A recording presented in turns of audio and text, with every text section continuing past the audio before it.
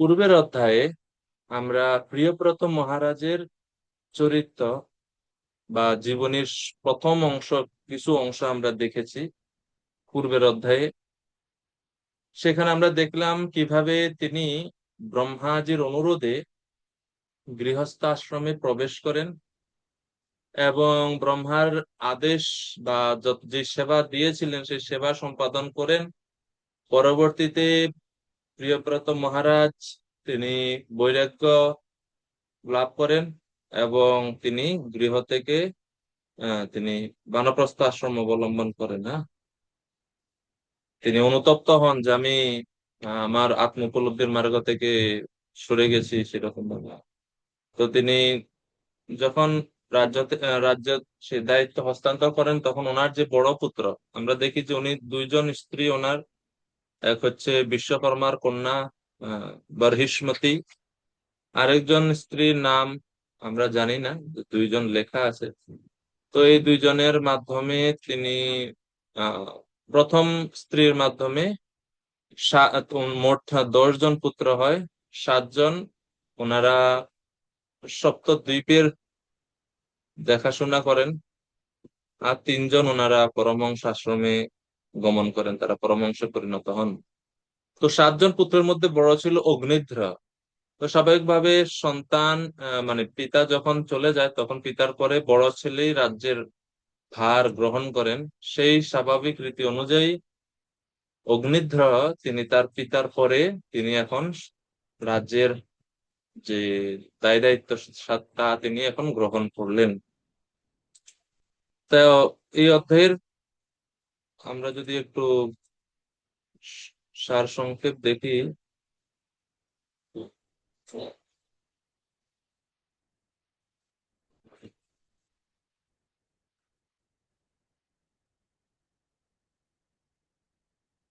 হরে কৃষ্ণ। একটু-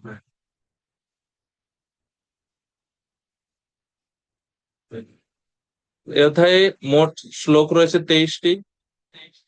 একে মহারাজ অগ্নিদ্রের রাজ্য শাসন এবং ওনার তপস্যা সম্বন্ধে আলোচনা করা হচ্ছে।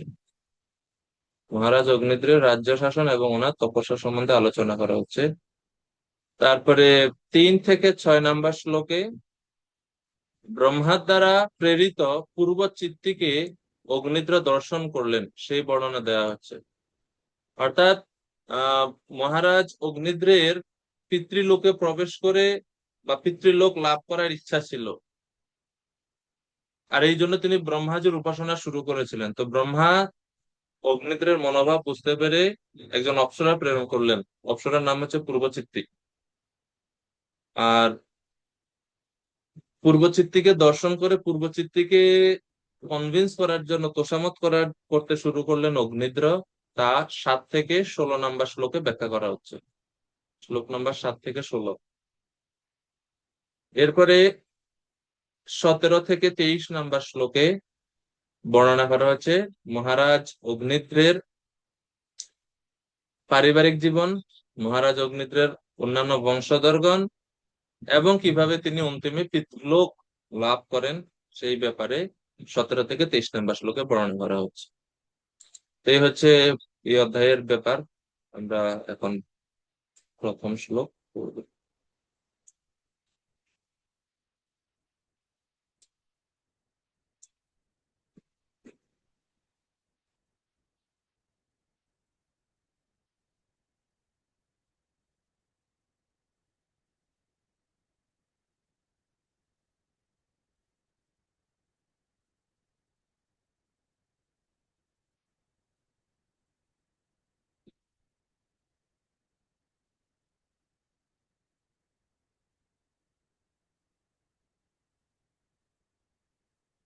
আপনাদের চ্যাট বক্সে ওই অধ্যায়ের সারসংক্ষেপটা দেওয়া হচ্ছে, সেখান থেকে আপনি সব লিখে লিখে রাখতে পারেন।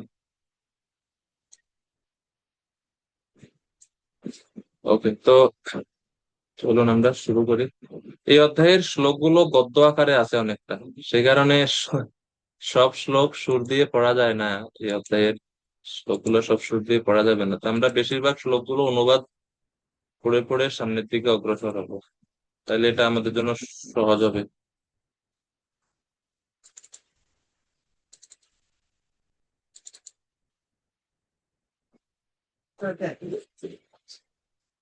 তো প্রথম শোক, শ্রী শুকৌবাত সুখদেব গোস্বামী বললেন, পিতা মহারাজ প্রিয়ব্রত পারমার্থিক পথ অবলম্বন করে তপস্যা করার জন্য যখন গৃহত্যাগ করেছিলেন, তখন মহারাজ অগ্নিধ্র তার পিতার আজ্ঞা অনুসারে জম্বুদ্বীপের শাসন ভার গ্রহণ করেছিলেন। কঠোর নিষ্ঠা সহকারে ধর্মীয় অনুশাসন পালন করে তিনি জম্বুদ্বীপের আদিবাসীদের পুত্রবৎ পালন করেছিলেন। তো অগ্নিধ্র মহারাজের তিনি কিভাবে ওনার রাজ্য বা ধর্মের উপর ভিত্তি করে যথাযথভাবে প্রজা পালন করছিলেন, সেই বর্ণনা প্রথম শ্লোকে দেওয়া হচ্ছে, এই প্রথম শ্লোকে। তো প্রভুপাদ তাৎপর্য বর্ণনা করছেন যে এটা হচ্ছে একজন আদর্শ রাজার কর্তব্য, যে তিনি তার প্রজাদেরকে পিতার মতো রক্ষা করবেন এবং নিজেও ধর্ম অনুযায়ী রাজ্য শাসন করবেন। ধর্মম ধর্ম অবেক্ষমান, ধর্ম অবেক্ষমান মানে ধর্মীয় অনুশাসনাদি কঠোরতার সহকারে তিনি পালন করেছিলেন। এবং পরিয়গোপায়ত, তিনি তার যে প্রজারা, জম্বুদ্বীপের যে সমস্ত প্রজারা, সবাইকে তিনি সুরক্ষা দিয়েছিলেন। তো এটা হচ্ছে রাষ্ট্রপ্রধানের কর্তব্য। এখন প্রভুপাদ এই ধর্ম অবেক্ষমান শব্দের ব্যাখ্যা করতে গিয়ে বলছেন যে ধর্মের অনুশাসন কঠোরভাবে তিনি অনুসরণ করেছেন, এর মানে কি? এর মানে হচ্ছে ধর্ম বলতে স্বধর্মকে বোঝায় বা বর্ণাশ্রম ধর্মকে বোঝানো হচ্ছে এখানে। সাধারণত সমাজের প্রজাদেরকে, সাধারণ যারা জীব আছে তাদেরকে যদি ভক্তিতে অগ্রসর করতে হয়, তাহলে প্রথমে বর্ণাশ্রম অনুযায়ী তাদের যে সোশ্যাল অর্ডার, যে সামাজিক যে স্থিতিটা আছে সেটা ঠিক করতে হয়। তো ধর্ম অবেক্ষমান মানে হচ্ছে রাষ্ট্রপ্রধানের কর্তব্য প্রত্যেক প্রজারা তাদের গুণ এবং কর্ম অনুসারে তারা তাদের স্বধর্মটা ঠিকমতো পালন করছে কিনা, বা পালন করতে গিয়ে কোনো অসুবিধার সম্মুখীন হলে সেই ক্ষেত্রে রাজার কাজ হচ্ছে সেই অসুবিধা বা সেই বাধাগুলো দূর করে প্রজাদের ঠিকভাবে ধর্ম পালনে সহযোগিতা করা। এবং প্রভুপাদ বলছে এটা হচ্ছে আদর্শ রাজার কাজ। আর এর ঠিক বিপরীত হচ্ছে যিনি আদর্শ রাষ্ট্র নেতা নয়, তার কাজ কি, বা তারা কি করে, তারা হচ্ছে প্রজাদেরকে শোষণ করে। প্রজাদের পালন না, প্রজাদের শোষণ হচ্ছে তাদের বৃত্তি। এবং সমস্ত পাপ কর্মগুলো তারা নিজেরাও করে এবং তাদের অধীনে যে সমস্ত প্রজারা, তখন তারাও পাপ কর্মে লিপ্ত হয়। এবং এর ফলে মানুষের যে জীবনের যে প্রকৃত উদ্দেশ্য, সেটা আর তখন দেখা যাচ্ছে সম্পাদন হয় না বা সার্থক হয় না। তো এই ব্যাপারগুলো প্রভুপাদ তাৎপর্য ব্যাখ্যা করছেন। এবং প্রভুপাদ শ্রীমৎ ভাগবতমে ভবিষ্যৎবাণী উল্লেখ করছেন যে শ্রীমৎ ভাগবতে ভবিষ্যৎবাণী করা হয়েছে কলিযুগের রাষ্ট্রনেতারা দস্যু ধর্ম দ্বারা জনগণকে শোষণ করবে। বর্তমান যুগের রাষ্ট্রনেতারা প্রজাদের রক্ষা করার পরিবর্তে দস্যু তস্করের মতো তাদের লুণ্ঠন করছে। এটা আসলে এই এই যে ভবিষ্যৎবাণী, এটা আছে শ্রীমৎ ভাগবতমের দ্বাদশ স্কন্ধে এই কিছু কলিযুগের লক্ষণের বর্ণনা আছে। তো সেই বর্ণনাতে এই কাহিনী এটি আছে যে মানে কলিযুগের রাজারা কি রকম হবে সেটা বর্ণনা হচ্ছে। তো অগ্নিদ্র তিনি প্রজাদের প্রতিপালন করতে শুরু করলেন ধর্মের বিধিনিষেধ অনুযায়ী, তা আমরা এখানে দেখলাম। এরপরে দ্বিতীয় শ্লোক। এখন দ্বিতীয় শ্লোকে বর্ণনা করা হচ্ছে ওনার তপস্যা। মহারাজ অগ্নিদ্র তিনি তপস্যা করছেন, কিন্তু ওনার তপস্যাটা অত মহৎ উদ্দেশ্য নিয়ে তপস্যা করছেন না। স কদাচিৎ পিতৃলোকম পিতৃলোক কাম সুরবর বনিতা আক্রীড়া অচল দ্রোण्याम ভগবন্তম विश्वसृजां पतिम अभृत परिचर्या उपकरण आत्मैक अग्रीयन तपस्वी आराधयाम बभूवः। স মানে সেই অগ্নিদ্র কদাচিৎ কোনো এক সময়ে, মানে ওনার এই অগ্নিদ্রের যে জীবন, সেই জীবন ধারার কোনো এক পর্যায়ে পিতৃলোক কাম, পিতৃলোক বা পিতৃলোক লাভ করার কামনায়, পিতৃলোক কাম বলতে পিতৃলোক প্রাপক পুত্র কামসন, মানে পিতৃলোক বা পুত্র কামনায়। বিশ্বনাথ চক্রবর্তী ঠাকুর বলছেন পিতৃলোক কামনায় অথবা পুত্র কামনায়, পুত্র প্রাপ্তির উদ্দেশ্যে সুরবনিতা ক্রীড়া অচল দ্রোণ্যাম, অর্থাৎ যেই পর্বতে সুরবনিতাগণ বা অপ্সরাগণ নৃত্য করে বা আনন্দ উচ্ছ্বাস করে, ক্রীড়া করে, সেই সেই পর্বতটা কোন পর্বত? এটা হচ্ছে মন্দর পর্বত। এটা বলছে অচল দ্রোণ্যাম, মন্দার পর্বত।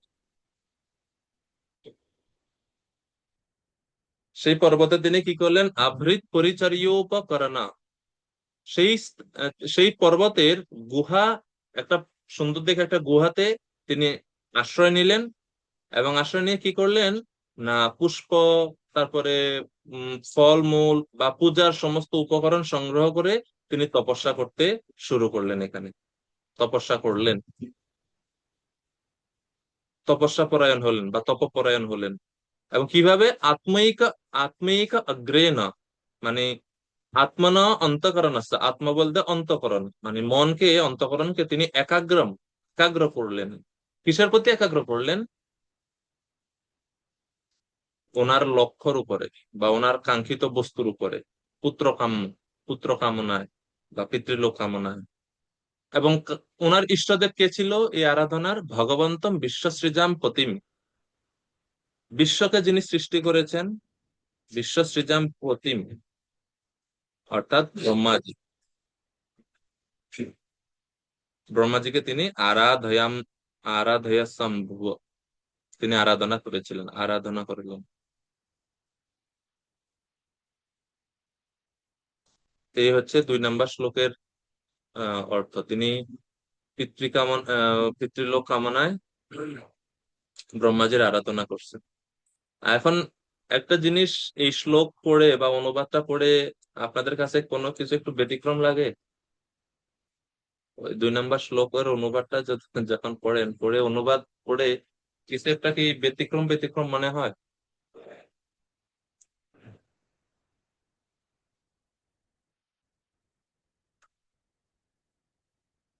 যদি কারো মনে হয় বলতে পারেন। আনন্দিনী মাতাজি, কি মনে হয় আপনার কাছে ব্যতিক্রম? আমার মনে হলো যে তিনি তো ভক্ত ছিলেন, ভগবানের পরম ভক্ত, তিনি কেন এখন ব্রহ্মাজির তপস্যা আরম্ভ করলেন? এটা আমার কাছে একটু ওকে, ব্যতিক্রম লাগে। উনি যে ভগবানের পরম ভক্ত ছিলেন সেটা কোথায় লেখা আছে? প্রিয়ব্রত ভক্ত ছিলেন। ওনার পিতা ভক্ত ছিলেন, কিন্তু উনি যে ভক্ত সেটা তো আমরা এখনো দেখি নাই। পূর্বের শ্লোকে আমরা পড়েছি যে উনি ধর্ম অবেক্ষ মান, তিনি ধর্ম অনুসরণ বা ধর্ম অনুযায়ী প্রজাদেরকে প্রতিপালন করলেন। কিন্তু উনি যে ভক্ত, ধর্মপরায়ণ রাজা, কিন্তু উনি যে ঐকান্তিক ভক্ত সেরকম তো আমরা দেখিনি এখনো, না? না, এটা ঠিক বুঝতে পারিনি যে। আচ্ছা, দেখি আরো ভক্তরা কি বলেন। সনাতন নিমাই প্রভু। প্রভু প্রভু আমার মনে হলো যে উনি একজন পরম পরম বৈষ্ণব। তো বৈষ্ণবরা সাধারণত বৈকুণ্ঠে যাওয়ার জন্য তপস্যা করেন, কিন্তু এই যে প্রীতি লোকে যাওয়ার বাসনা, এটা এটা আর কি মানে ই হচ্ছে আর কি, মানে অড লাগছে আর কি জিনিসটা। মানে এইটা এটা কেন ওনার মনের মধ্যে এলো আর কি? সাধারণত বৈষ্ণবরা এখন এটা তো আমারই প্রশ্ন। হ্যাঁ, আমি যে জিজ্ঞেস করলাম যে মানে ব্যতিক্রমটা কি লাগছে, না?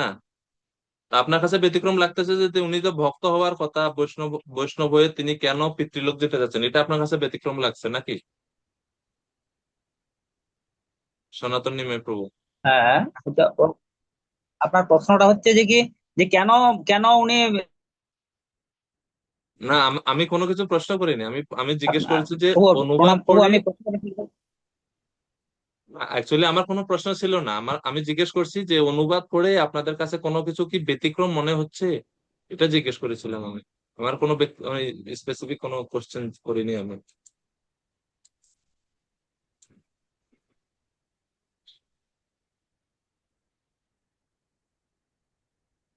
ওকে, নায়িকা আহ, মাধবী মাতাজি। হরে কৃষ্ণ, প্রভুজি প্রণাম। প্রণাম প্রভু, মাতাজি। সন্তান লাভের জন্য কি পিতৃলোকে উন্নতি হতে হবে? না, পিতৃলোকে যাওয়ার জন্য সন্তান লাগে। কারণ পুত্র সন্তান যদি না থাকে তাহলে পিতৃলোকে যে উনি থাকবে, পিণ্ডদান। পিণ্ডদান ওনার, করতে পারবেন। হ্যাঁ, পিণ্ডদান না করলে কিভাবে সেখানে থাকবে? তো ওইখানে তো খাবার দাবার রান্না বান্নার সিস্টেম নেই, ওই আর এই জন্য। ওকে, এখন প্রশ্নের উত্তর কি হবে বা ব্যতিক্রম কি মনে হচ্ছে তিলকনাথ প্রভু? প্রভু দণ্ডবোধ প্রণাম, হরে কৃষ্ণ। প্রভু, প্রণাম। প্রথম শ্লোকে যেটা বলা হচ্ছে না যে ধর্ম আবেগ সমানো, হুম। ধর্ম আবেগ সমানো প্রভু আপনি ব্যাখ্যা করলেন সেটা হচ্ছে যে বর্ণাশ্রম ধর্ম।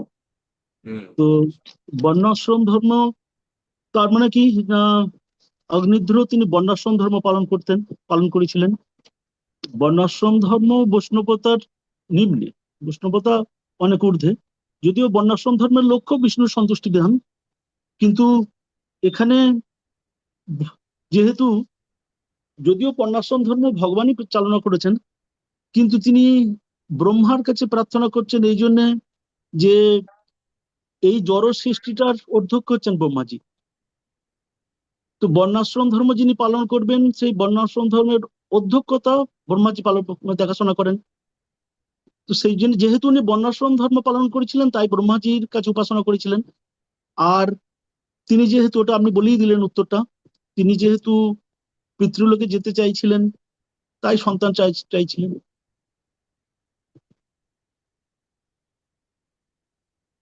ধন্যবাদ তিলকনাথ প্রভু।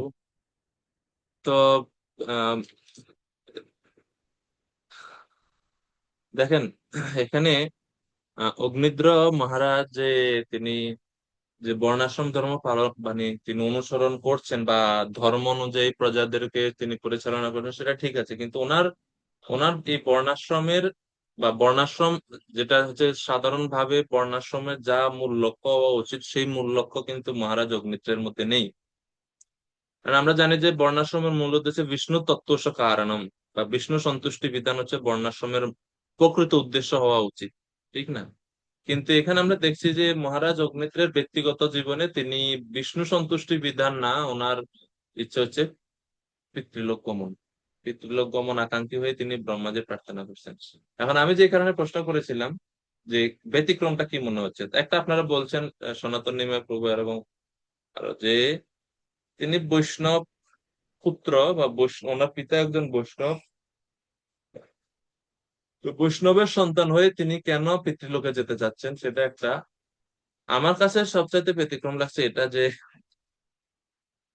উনি তপস্যা করার জন্য ব্রহ্মার কাছে তপস্যা করতে গেছে, কিন্তু তপস্যা করার জন্য যে স্থান তিনি নির্বাচন করছেন এই স্থানটা হচ্ছে একটা প্রতিকূল স্থান।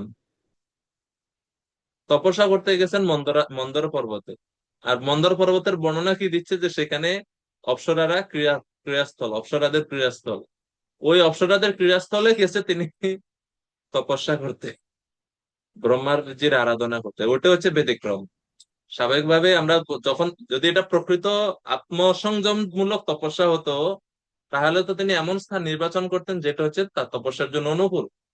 এখন তিনি এমন এক স্থান নির্বাচন করছেন ব্রহ্মাজির আরাধনার জন্য যেখানে অলরেডি অপ্সরারা আসা যাওয়া করে, তারা এখানে স্নান, ক্রীড়া বলতে কি, জল ক্রীড়া, স্নান আদি সবকিছু তারা করে এখানে পর্বতে।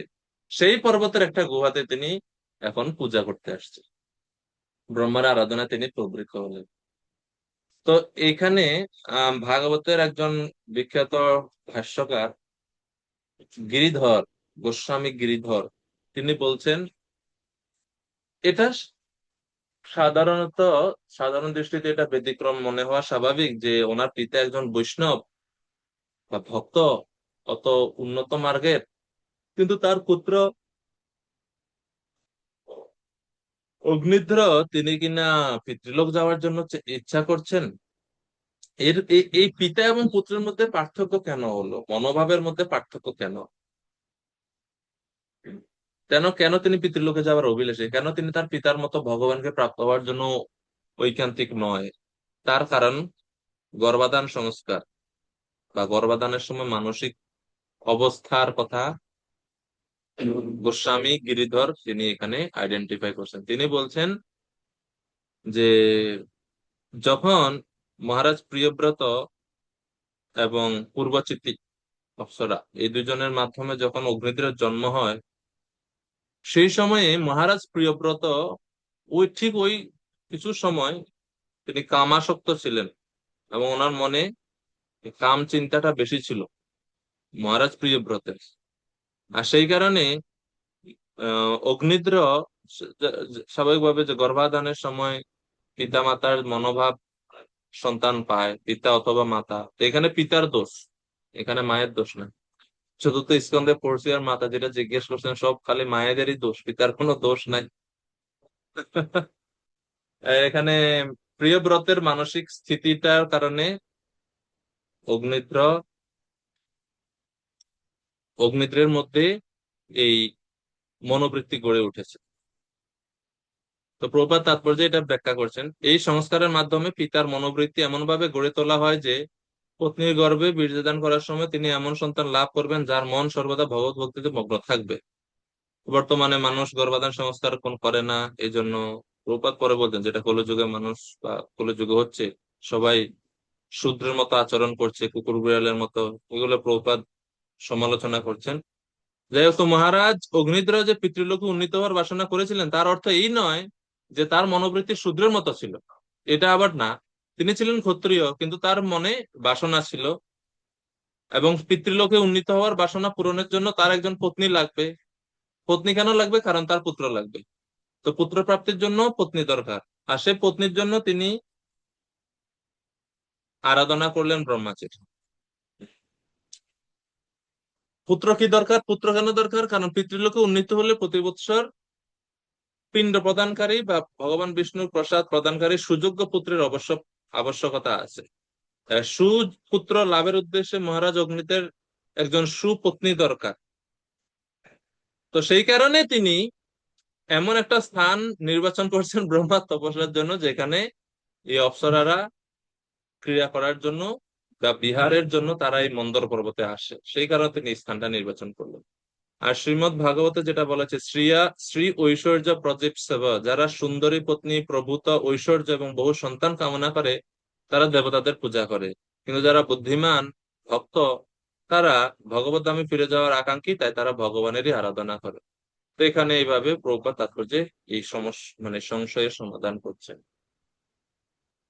তো প্রথম দুটি শ্লোকে যে প্রথম সেকশনটা শেষ হলো। নায়িকা মাতাজি বলুন।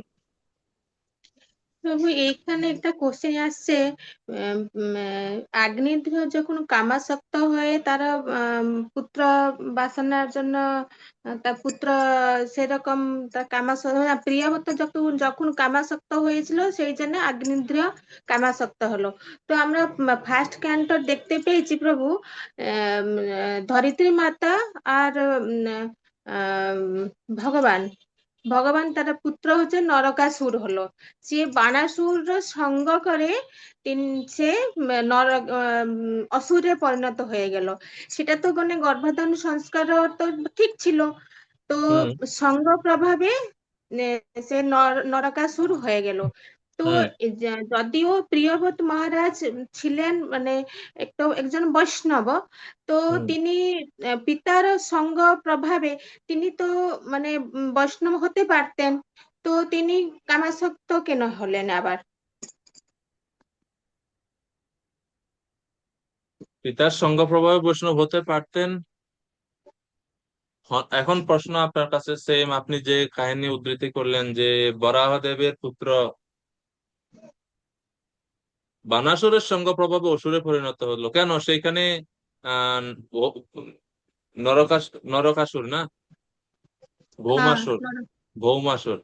তো ভৌমাসুর তার পিতার সঙ্গ, তার পিতা তো ভগবান স্বয়ং, পিতার সঙ্গ করে কেন সে ভক্ত থাকলো না? সে কেন বন্ধুর সঙ্গে দ্বারা প্রভাবিত হয়ে গেল বলুন?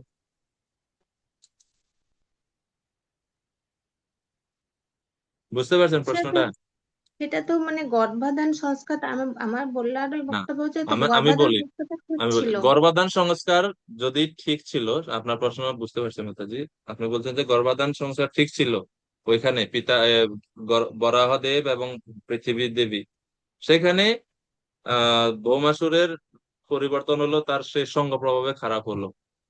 এখন আপনার প্রশ্ন হচ্ছে যে এখানে তো তাইলে আহ গর্ভাধান দোষ ছিল, তা পিতার সঙ্গ প্রভাবে কেন ঠিক হলো না, সেটা হচ্ছে প্রশ্ন। এখন সঙ্গ প্রভাবে কে ঠিক হবে কে ঠিক হবে না তা তো আমরা প্রশ্ন করতে পারি না, না? এখানে জাস্ট মনোবৃত্তিটা এখানে বোঝানো হচ্ছে। আচার্যরা ব্যাখ্যা করছেন যে এই কারণে ওনার এইরকম মনোবৃত্তি, যেহেতু হতে পারে। তো কার মানসিকতা কখন কি কারণে চেঞ্জ হয় সেটা তো হচ্ছে বলা যায় না। হ্যাঁ, হ্যাঁ। সেটা গর্ভাধানের কারণে হতে পারে, সঙ্গের কারণে হতে পারে। আর এখানে আরেকটা বিষয় আছে যে অগ্নিদ্র মহারাজের যে আচরণ, সেটাও অন্তিমে একটা আমাদেরকে গুরুত্বপূর্ণ শিক্ষা প্রদান করবে। ঠিক আছে, তো সেই কারণে ভাগবতের এই চরিত্রগুলো ওনারা এরকম আচরণ করে দেখাচ্ছেন অ্যাকচুয়ালি আমাদেরকে শিক্ষা দেওয়ার জন্যই। বিভিন্ন শিক্ষা প্রদানের জন্য ওনারা এরকম আচরণ করে দেখান, বা নাহলে প্রিয়ব্রত মহারাজের পুত্র, সেটাই তো অনেক বড় একটা বিষয়, অনেক বড় একটা বিষয়। তো এটা আমরা শিক্ষা হিসেবে গ্রহণ করি,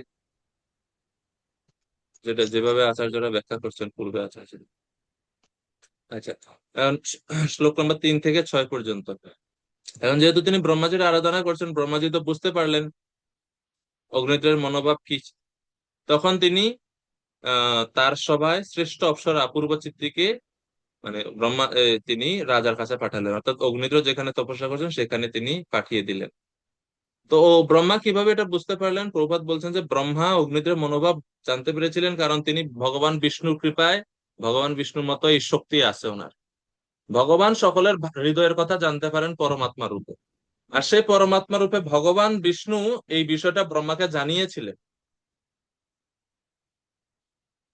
বিষ্ণু তাকে জানিয়ে দেন, মানে ব্রহ্মাকে জানিয়ে দেন, এই কারণে ব্রহ্মা জানতে পারছেন। আর জানতে পেরে ব্রহ্মাজি কি করলেন, অগ্নিদ্রকে তার ইচ্ছা অনুযায়ী পূর্বচিত্তি নামক অপ্সরাকে অগ্নিদের কাছে পাঠান। তো সরি, আমি পূর্বে এটা ভুল বলছিলাম। কথা ওইটা হচ্ছে প্রিয়ব্রত মহারাজের পত্নী ছিল পূর্বচিত্তি না, উনি ছিলেন আহ, কি নাম, বিশ্বামিত্রের কন্যা বর্হিষ্মতি। বর্হিষ্মতি, আমি ওখানে পূর্বচিত্তি বলছি, সরি। তো পূর্বচিত্তিকে অগ্নিদ্রের কাছে তিনি প্রেরণ করেন, ব্রহ্মাজি প্রেরণ করেন। শ্লোক নাম্বার 4। তো 4 নম্বর শ্লোকে বর্ণনা করা হচ্ছে কিভাবে পূর্বচিত্তি সেই তপবনে, যেখানে অগ্নিদ্র তপস্যা করছিলেন, সেই তপবনে কিভাবে পূর্বচিত্তির প্রবেশ ঘটে এবং কি কি করলেন সেখানে। শ্লোক 4 ভবানন্দ প্রভু কৃপা করে অনুবাদ করবেন।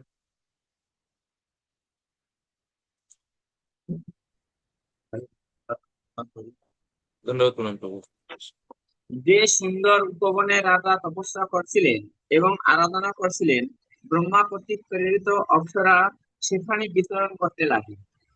তপবনটি ঘন সন্নিবিষ্ট শ্যামল, তরুরাজি এবং স্বর্ণবলতিকা সমন্বিত হওয়ায় অত্যন্ত সুন্দর ছিল। সেই বৃক্ষের উপর ময়ূরাদি স্থল বিহঙ্গম পূজন করছিল এবং সরোবরে জল কুক্কুট, কারণ্ডক, কলহংসাদি জলচর পক্ষীগণ ও মধুর ড্রপ করছিল। এইভাবে শ্যামল বনানী, নির্মল জল, প্রস্ফুটিত কমল এবং বিভিন্ন পক্ষীর ভূজনে সেই তৎপরটি অপূর্ব সৌন্দর্য মণ্ডিত হয়েছিল। হরে কৃষ্ণ। তো সেই স্থানের বর্ণনা, কত সুন্দর প্রাকৃতিক সৌন্দর্য, সুন্দর বৃক্ষ আদি, পাখিদের যে কূজন, খুব সুন্দর সেই পরিবেশ বর্ণনা করা হচ্ছে। এবং এই পরিবেশটা তপস্যা করার জন্য অনুকূল, সেই তপবনের কথা এখানে বর্ণনা করেছে। পরের শ্লোক ভবানন্দ প্রভু 5 নম্বর শ্লোকের অনুবাদ। সেই অপ্সরা মধুকরীর মতো পুষ্পসমূহের ঘ্রাণ গ্রহণ করছিলেন। দেবতা এবং মানুষদের মন এবং নয়নের আনন্দ প্রদানকারী তার গতি, বিহা, লজ্জা ও বিনয়ান্বিত দৃষ্টি, সুমধুর স্বর, বাক্য এবং নেত্রাদি অবয়ব সমূহ যেন মানুষের মনে কুসুম আয়ুধ অন্দর্পের প্রবেশদ্বার করে দিচ্ছিল। তিনি যখন কথা বলছিলেন তখন মনে হচ্ছিল যেন তার মুখ থেকে অমৃত নিঃসৃত হচ্ছে। তিনি যখন শ্বাস ত্যাগ করছিলেন তখন তার নিঃশ্বাসের গন্ধে উন্মত্ত হয়ে মৌমাছিরা তার সুন্দর নয়ন কমলের চারপাশে উঠছিল। তার ফলে সেই কামিনী ভয়ে বেকুলা হয়ে দ্রুত পদবিক্ষেপ করায় তার স্তন কলস এমন ভাবে কম্পিত হচ্ছিল যে তাকে অত্যন্ত সুন্দর ও আকর্ষণীয় লাগছিল। বাস্তবিক পক্ষে তখন মনে হচ্ছিল তিনি যেন মানুষের হৃদয়ে কামদেবের প্রবেশদ্বার তৈরি করছেন। তাই তাকে দেখে সম্পূর্ণরূপে বশীভূত হয়ে রাজকুমার তাকে বলতে লাগলেন, হরে কৃষ্ণ। হ্যাঁ, 5 মনে হয় বাকি রয়ে গেছে, 5 না পড়ে 6-এ চলে গেছে। অসুবিধা নেই, ঠিক আছে। তো পূর্বচিত্তির সুন্দর গমনে শৃঙ্গার লক্ষণ শোভা পাচ্ছিল এবং তার প্রতি পদক বিক্ষেপে নূপুরের মনোহর রুনুঝুনু ধ্বনি হচ্ছিল। মানে যখন এর হচ্ছে আহ পূর্বচিত্তির বর্ণনা, পূর্বচিত্তি কিভাবে হাঁটছিলেন সে বর্ণনা এখানে দিচ্ছে। আর এই যে নূপুরের রুনুঝুনু ধ্বনি, নূপুরের ধ্বনি শুনে রাজকুমার তো তপস্যা করছেন ব্রহ্মাজির উদ্দেশ্যে। তিনি অর্ধনিমীলিত নেত্রে যোগ অভ্যাস করে ইন্দ্রিয় সংযম করছিলেন, তবুও তার স্বীয় কমল সদৃশ নয়ন যুগলের দ্বারা তাকে দর্শন করলেন এবং তার নূপুরের মধুর কিঙ্কিনী শ্রবণপূর্বক তার চক্ষু ঈষৎ উন্মিলিত করে তিনি অতি নিকটে তাকে দেখতে গেলেন বা দেখতে পেলেন, সরি, দেখতে পেলেন। এখন এই জায়গাতে হচ্ছে সমস্যা। মানে এখান থেকে সাধকদের উদ্দেশ্যে বড় শিক্ষা আছে। সাধারণত যারা যোগ তপস্যা করে, যারা আমরা জানি যে অর্ধনিমীলিত নেত্র থাকে, তাদের অর্ধনিমীলিত নেত্র কেন থাকে? তারা চোখ পুরো বন্ধ করে না, আবার পুরো খোলাও রাখে না, কেন? অর্ধনিমীলিত নেত্রের তাৎপর্য কি?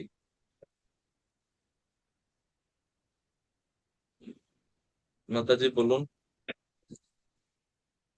প্রভু, অর্ধনির্মিত যদি না করি, আমরা যদি পুরোটা করে নি তাহলে ঘুম পেয়ে যাবে, শুয়ে পড়বো। আচ্ছা, আর খোলা রাখলে কি সমস্যা তাইলে? খোলা রাখি খোলা তাহলে তো রাখ ঘুম আসবে না। খোলা রাখলে ঘুমটা আসবে না, ঘুমটা আসবে না। মানে বাইরে চিন্তাটাও অতটা আসবে না, কিন্তু মানে বাইরের জিনিসটা দেখবো না, অর্ধনিমিত বাইরে দেখবো না, কিন্তু ঘুমটা আসবে না। মেন কথা হলো পুরোটা বন্ধ তাহলে করে দিলে ঘুম এসে তাহলে যাবে। অর্ধনিমীলিত না করে তো পূর্ণ উন্মিলিত করলেই ভালো। চোখ খোলা রেখে ধ্যান করা যায়। অর্ধনিমীলিত তাৎপর্য কি? মানে পুরা খোলাও না, আবার পুরা বন্ধও না। তো পুরো বন্ধ করলে বিপদ আছে যে ঘুম আসতে পারে, পুরা খুললে তো ভালো তাইলে, নাকি? পুরা খুলে দিলে বাইরে সব যেটা জড়জাগতিক যেটা সেটা সেটা আমার মধ্যে চলে আসবে। জড়জাগতিক দৃশ্য দেখবেন নাকি? হ্যাঁ, জড়জাগতিক বিষয়গুলো চোখে পড়বে, কারেক্ট। মনে হয়। তো প্রভুপাদ গীতাতে এটা বর্ণনা করছেন যে প্রভুপাদ বলেন যে যুগ, প্রভুপাদের একজন শিষ্য, প্রভুপাদের একজন পাশ্চাত্য দেশে একজন শিষ্য জিজ্ঞেস যে প্রভুপাদ, আপনি বলছেন যে কলিযুগে যোগ তপস্যা এগুলো তো কার্যকরী নয়, কিন্তু যারা যোগ অনুশীলন করে তারা তো বলে যে যোগ 1 ঘন্টা 2 ঘন্টা যোগ যোগ করার পরে তারা মানসিক শান্তি পায়। তো যদি কার্যকরী না হয় তাহলে মানসিক শান্তি তারা কিভাবে পাচ্ছে? এর মানে তো যোগ অনুশীলনের কিছু ফল আছে। তো প্রভুপাদ বলছেন, তুমি যদি 2 ঘন্টা ঘুমিয়ে ওঠো তো মন তো এমনিতেই শান্ত হবে না। যোগ অনুশীলন করতে গিয়ে যদি 2 ঘন্টা ঘুমাও তাহলে তো মন তো এমনিতেই শান্ত হবে, ঘুম থেকে উঠলে তো মন মন এমনিতেই ফ্রেশ থাকে। এখানেও তাৎপর্য প্রভুপাদ বলছেন। প্রভুপাদ লিখছেন যে তথাকথিত যোগীরা কখনো কখনো চোখ বন্ধ করে লোক দেখানো যোগ অভ্যাস করে, কিন্তু আমরা দেখেছি যে প্রকৃতপক্ষে সেই সমস্ত তথাকথিত যোগীরা ধ্যান করার সময় ঘুমিয়ে পড়ে এবং নাক ডাকে। সেটি মোটেই যোগ অভ্যাস নয়। আচ্ছা, তো মহারাজ অগ্নিত্রের যে সমস্যাটা সেখানে এক হচ্ছে, মানে ওনার মনোভাবটাই ছিল যে উনি পিতৃলোকে যাবে, তো সেই কারণে উনি স্থানটাও নির্বাচন করছেন এমন যেখানে তিনি একজন আদর্শ পত্নী যেন খুঁজে পান, এবং তিনি আরাধনা করছেন ব্রহ্মাজির, যেন ব্রহ্মাজি তাকে এটা প্রদান করে। তো ব্রহ্মাজি তার ইচ্ছা পূরণের জন্য পূর্বচিত্তি নামক অপ্সরাকে সেখানে প্রেরণ করেন। এখন অপ্সরা যখন আসছেন, স্বাভাবিকভাবে উনি তো ধ্যানমগ্ন, চোখ পুরা খোলা রাখা হয় না যেন দৃশ্য দ্বারা মন বিচলিত না, পুরো বন্ধ করা হয় না যেন ঘুম না আসে। তো যেটার জন্য চোখ পুরা খোলা রাখা হয় না, সেই বিপদই এখানে অগ্নিদ্রের ঘটলো। তার সামনে দিয়ে যখন পূর্বচিত্তে হেঁটে যাচ্ছিল, তার নূপুরের যে ধ্বনি, কিঙ্কিনির শব্দ শুনে, রুনুঝুনু শব্দ শুনে তিনি তার চক্ষু উন্মীলন করে তিনি দেখতে লাগলেন যে কে সামনে, কাকে, মানে কে আছে সামনে, কার, কোথা থেকে এত সুন্দর ধ্বনি আসছে। তো এটা নিয়ে ইঙ্গিত করে মহারাজ অগ্নিদ্রের যে সাধনাটা বা যে তপস্যা ছিল, এই তপস্যাটাও ঐকান্তিক ছিল না।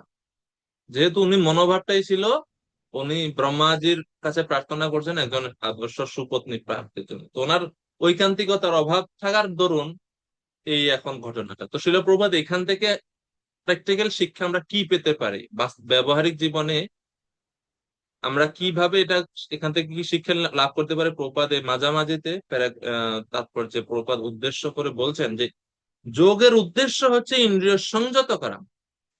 এখানে দেখা যাচ্ছে বিপরীত, অগ্নিদ্র মহারাজ যোগ অনুশীলন করছেন যেন তিনি একজন আদর্শ পত্নী লাভ করে ইন্দ্রিয় তৃপ্তি করতে পারেন, যেটা প্রকৃতভাবে কখনো যোগের উদ্দেশ্য না। কেননা তার ইন্দ্রিয়গুলো বশীভূত বা সংযত ছিল না। প্রভুপাদ বলছেন ইন্দ্রিয় সংযমের জন্য যোগ অভ্যাস করা কর্তব্য, কিন্তু যে ভক্ত সর্বতভাবে তার ইন্দ্রিয় দ্বারা ভগবানের সেবা করছেন, তার ইন্দ্রিয়গুলো আপনা আপনি ওনার সেই ভক্তর বশীভূত হয়ে যাবে, তাকে আলাদা করে যোগ অভ্যাসের দরকার হয় না। তার ইন্দ্রিয়গুলো কোনো অবস্থাতে বিচলিত হয় না। এবং প্রমাণস্বরূপ তিনি চৈতন্য চন্দ্রামৃতের শ্লোক উদ্ধৃতি করছেন, দুর্দান্ত কাল সর্প পটলি প্রোৎধ্বংষ্টায়তে ইয়ৎ কারণ ইয়ৎ কারণ্য কটাক্ষ বৈভবতম তম গৌরমেব স্তুমঃ। চৈতন্য চন্দ্রামৃত গ্রন্থে বলা হচ্ছে। তো যোগ অভ্যাস করা নিঃসন্দেহে ভালো, কারণ তার ফলে যে আমাদের যে ইন্দ্রিয়গুলোকে প্রবোধানন্দ সরস্বতী ঠাকুর বিষধর সাপের সঙ্গে তুলনা করছে। দুর্দান্ত কাল সর্প পটলি, দুর্দান্ত ইন্দ্রিয় কাল সর্প পটলি। আমাদের ইন্দ্রিয়গুলো হচ্ছে বিষধর দাঁত যুক্ত বা বিষ যুক্ত সাপের সঙ্গে তুলনা করা হচ্ছে। ইন্দ্রিয়গুলো আমাদেরকে আহ বিপথে পরিচালিত করে, কিন্তু যখন কেউ ভগবানের সেবায় যুক্ত হয় তখন সেই ইন্দ্রিয়গুলো বা সেই সাপের বিষ ধাত ভেঙে ফেলা হয়। বা বিষ ধাত না থাকলে যেরকম সাপকে আর ভয় পাওয়ার কোনো কারণ থাকে না, তদ্রূপ ভগবানের সেবায় যিনি যুক্ত হয়েছেন বা যে সমস্ত ভক্ত ভগবানের সেবায় তাদের ইন্দ্রিয়গুলোকে ব্যবহার করছেন, তাদের ইন্দ্রিয়গুলো ওই বিষ দাঁতহীন সাপের মতো হয়, তাদের আর ভয়ের কোনো কারণ নাই। কিন্তু এখানে মহারাজ অগ্নিদেব তিনি ভক্তিযোগ অনুশীলন করছেন না, তিনি ব্রহ্মাজির কাছে তার ইন্দ্রিয় তৃপ্তি বা যে ভোগ ঐশ্বরীয় প্রসক্তানাম তয়া প্রহিত চেতসাম, ওই অবস্থা হচ্ছে মহারাজ অগ্নিদ্রের। এবং প্রভুপাদ তাৎপর্য উল্লেখ করছেন যে এই নূপুরের ধ্বনি শুনে অধঃপতনের বা এই তপস্যা থেকে তপস্যা ভগ্ন হওয়ার ইতিহাস এই প্রথম না, এটা পূর্বেও অনেক হয়েছে। কে হয়েছিলেন? বিশ্বামিত্র। মেনকার সৌন্দর্য এবং আহ এই নূপুরের ধ্বনি শুনে তারও তপস্যা ভঙ্গ হয়েছিল।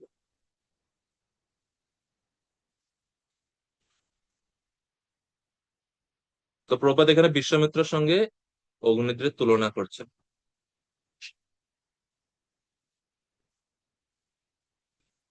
শ্লোক নাম্বার 6 এর অনুবাদ তো অলরেডি পড়া হয়েছে। তো 6 নাম্বার শ্লোকে, এখন 5 নাম্বার শ্লোকে আমরা পড়লাম যে কিনা এতক্ষণ পর্যন্ত তো চোখ বন্ধ ছিল অগ্নিদ্রের। তিনি যা প্রথমে শব্দ শুনেছেন, শব্দ শুনে এখন তিনি চোখ খুলেছেন, চোখ খুলে উনি কি সৌন্দর্য অবলোকন করলেন, সেই সৌন্দর্যের কথা এখানে বলা হচ্ছে। তো 6 নাম্বার শ্লোকে যে বিষয়বস্তু বর্ণনা করা হচ্ছে বা যে বর্ণনা হচ্ছে, এটা হচ্ছে সুখদেব গোস্বামীর দৃষ্টিভঙ্গি না, সুত গোস্বামীর দৃষ্টিভঙ্গিও না। এই দৃষ্টিটা হচ্ছে অগ্নিদ্রের দৃষ্টি। ঠিক আছে? তো অনেক সময় ভাগবতমে এরকম কিছু বর্ণনা পাওয়া যায়, তো অনেকে প্রশ্ন করে যে সুখদেব গোস্বামীর মতন পরমহংস ঋষি তিনি কিভাবে এটা বর্ণনা করছেন। তো এটা অ্যাকচুয়ালি সুখদেব গোস্বামীর নিজের দৃষ্টি না, এটা হচ্ছে যিনি দেখছেন অর্থাৎ মহারাজ অগ্নিদ্র তার দৃষ্টি, এবং মহারাজ অগ্নিদ্র আমরা একটু আগে জানলাম যে ওনার, যেহেতু ওনার মন কামনা বাসনার দ্বারা এখন একটু প্রভাবিত আছে, সে কারণে ওনার দৃষ্টিটা একটু ব্যতিক্রম হবেই, স্বাভাবিক। তো সেই বর্ণনা আমরা দেখলাম, এবং আমরা দেখলাম সর্বশেষ শ্লোকে মানে অনুবাদে বলা হয়েছে যে তাকে দেখে রাজকুমার অগ্নিদ্র পরিপূর্ণভাবে বশীভূত হয়ে পড়লেন, মানে সম্পূর্ণরূপে তিনি মোহিত হয়ে গেলেন, হচ্ছে বিষয়।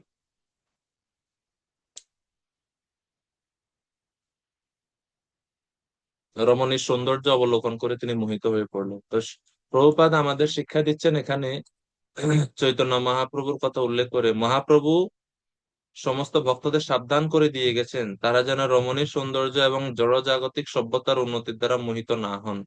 চৈতন্য মহাপ্রভু মহারাজ প্রতাপরুদ্রকে পর্যন্ত দর্শন দান করতে অস্বীকার করেন, কারণ তিনি ছিলেন একজন অত্যন্ত ঐশ্বর্যশালী ব্যক্তি। এই সম্পর্কে মহাপ্রভু তো এখন এই যে রথযাত্রা চলছে, এই রথযাত্রা সঙ্গে এই প্রতাপরুদ্র মহারাজ এবং মহাপ্রভুর যে প্রতাপরুদ্র মহারাজকে কৃপা প্রদান, এটা রথযাত্রার সঙ্গে খুবই সম্পর্কযুক্ত। তা আমরা জানি মহারাজ প্রতাপরুদ্র যে চৈতন্য মহাপ্রভু কৃপা প্রাপ্ত হলেন, এটা খুবই আহ সাধকের দৃষ্টিভঙ্গি থেকে যদি আমরা দেখি, খুবই গুরুত্বপূর্ণ একটা সেকশন চৈতন্য চরিতামৃত। কারণ মহাপ্রভু এখানে কঠোর আদর্শ আচরণ তিনি প্রদর্শন করছেন, যে একজন পরমহংস বা বৈরাগ্য জীবনে বা অনাসক্ত পরমহংস স্তরে একজন বৈরাগীর কেমন মানদণ্ড, কত সর্বোচ্চ হওয়া উচিত, তা শ্রী চৈতন্য মহাপ্রভু প্রদর্শন করছেন। যেটা আমরা দ্বিতীয় স্কন্ধে দেখেছি সুখদেব গোস্বামীর কথাতে, কসমাৎ আহ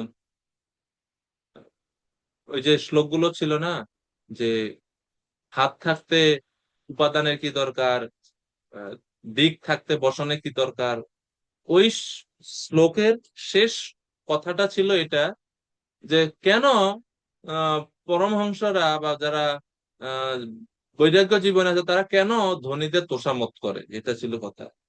তো মহাপ্রভু এই আদর্শ শিক্ষা দিয়েছেন যে সন্ন্যাস আশ্রমে যিনি আছেন তিনি কোন রকম ভাবে জড় বিষয়ী মানুষদের সঙ্গ করেন না এবং তাদের তোষামত করেন না কোন সস্তা কিছু পাওয়ার জন্য। তো তখন যদিও মহাপ্রভু জানতেন প্রতাপরুদ্র মহারাজের ভক্তির কথা, কিন্তু বাহ্যিক বা লোক সমাজে বা পরবর্তী সময়ে ভক্তদের আদর্শ মানদণ্ড যেন স্থাপন করা হয়, সে কারণে মহাপ্রভু বাহ্যিকভাবে প্রতাপরুদ্র মহারাজকে দর্শন পর্যন্ত দেন। পরবর্তীতে 3 জন ভক্ত মহাপ্রভুর কাছে প্রতাপরুদ্র মহারাজ যেন মহাপ্রভুর কৃপা পায়, 3 জন ভক্ত এখানে এর পিছনে কাজ করছেন। এক হচ্ছে কাশী মিশ্র, যিনি হচ্ছেন জগন্নাথের প্রধান পূজারী, আর এক হচ্ছে সার্বভৌম ভট্টাচার্য, আর 3 নম্বর হচ্ছে রামানন্দ রায়। এই 3 জন ব্যক্তি, এই 3 জন বৈষ্ণব মহাপ্রভুর কৃপা লাভের জন্য, প্রতাপরুদ্র মহারাজ যেন মহাপ্রভুর কৃপা প্রায়, সেই ব্যবস্থা ওনারা এই 3 জন বৈষ্ণব করেছেন।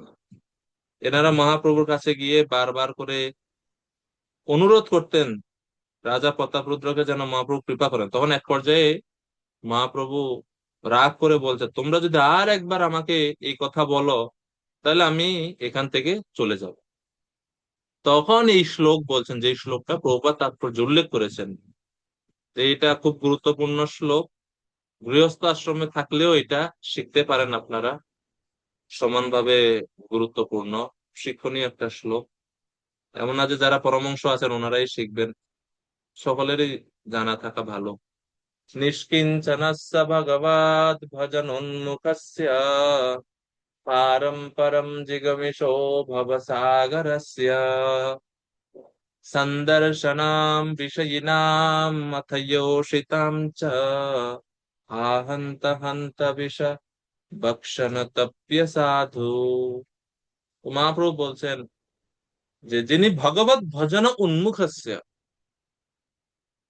যিনি ভগবত ভক্তিতে যুক্ত, যিনি ভগবান এর ধামে যাওয়ার জন্য উৎসুক, যিনি সংসার সমুদ্র পার দিতে ইচ্ছুক, তার উচিত কখনো স্ত্রীলোকের সুন্দর অঙ্গভঙ্গি দর্শন না করা, এবং সাথে সাথে বিষয়ী নাম ধনী ব্যক্তিদের সঙ্গ না করা। এটা মহাপ্রভু বলে শাসন করছেন যে তোমরা আর আমাকে কখনো বলবে না।